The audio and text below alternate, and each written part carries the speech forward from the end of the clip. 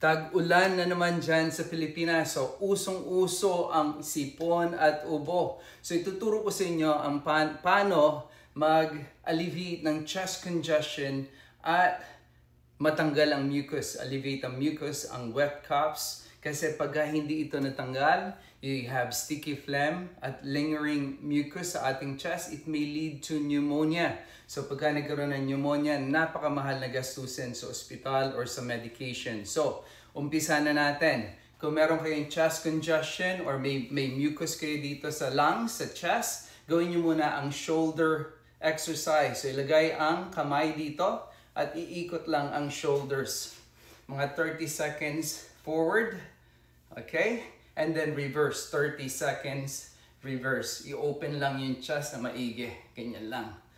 Okay? 30 seconds. And then, the next step is cupping. Right here. So, ganyan lang ang kamay. Naka-cup. Ganyan. And then, tap nyo yung chest or anterior chest. Dito sa baba ng clavicle.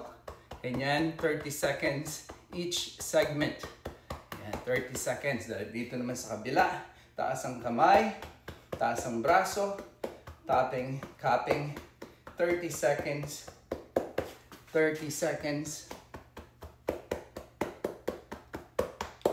So napapaluwag nito ang mucus. So matatanggal natin, may ubo natin ng mabilis at may tatanggal natin sa chest natin, yung chest congestion mag-i-improve at napaka-effective ito sa mga bata, sa mga kids at kung meron kayong natutunan niyo, please like and share the video.